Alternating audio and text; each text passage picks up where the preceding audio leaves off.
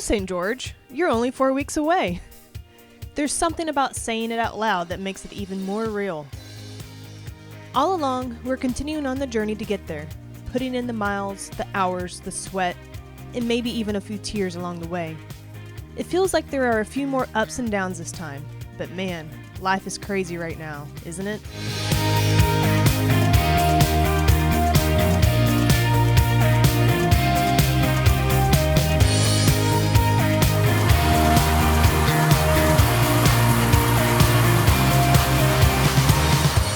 We look ahead to a bike course that will challenge us, and the course in general will be the toughest we've attempted, not just at the 70.3 distance, but ever.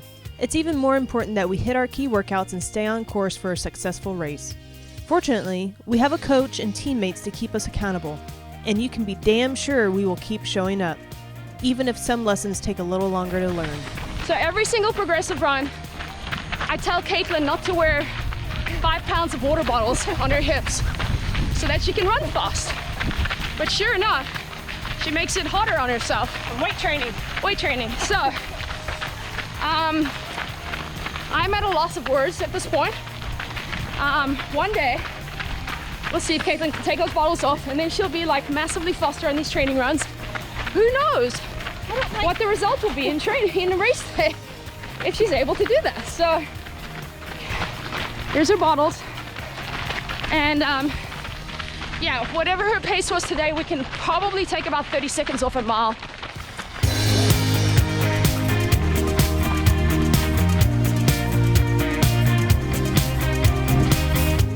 Earlier this week, exactly 1 month out from the scheduled race day, we received an email from Ironman with an important race update.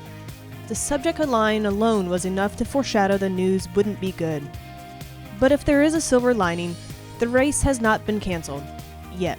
But we will be racing one day later, on Saturday, September 18th, and sharing the course with the men instead of separately as originally planned. How's the swim going these days? It's going. Before this past Monday, it's been a tough stretch.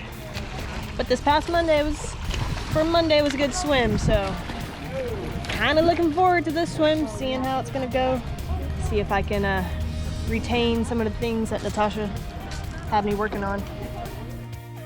Aside from my early days of beginning swimming, I have probably hit the biggest rut in the pool, and it's beyond frustrating. But I'm taking all of Natasha's feedback to heart and making progress back to where I know I can be. And hopefully one day that means I'll be keeping up with Tiff in the water and challenging her in each workout. A lot of news came down in the last 24 hours. Still grateful we've got a race to race in St. George. We went from a 2-day event, women on Friday, men on Saturday, to a 1-day event, both men and women racing on the same day. If you've never been to a 70.3 Worlds race, they do men's and women's separately, just because there are so many athletes coming from all over the world. Just logistically, it just makes better sense to make it a 2-day event. Well, all over the world coming to the United States unfortunately cannot happen this year due to our current situation that we're all living.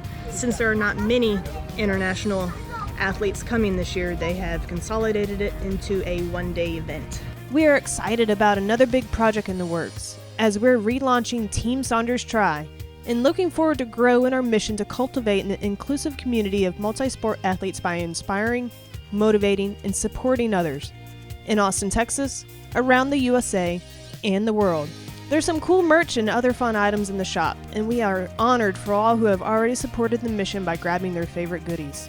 Our friends Tripp and Katie have been invaluable to the process, and it's fulfilling to see their enthusiasm for what we are building from the ground floor. Team Saunders is more than Cait and Tiff. It's an energy, a lifestyle, a community, and we are grateful we get to share it. Let's go.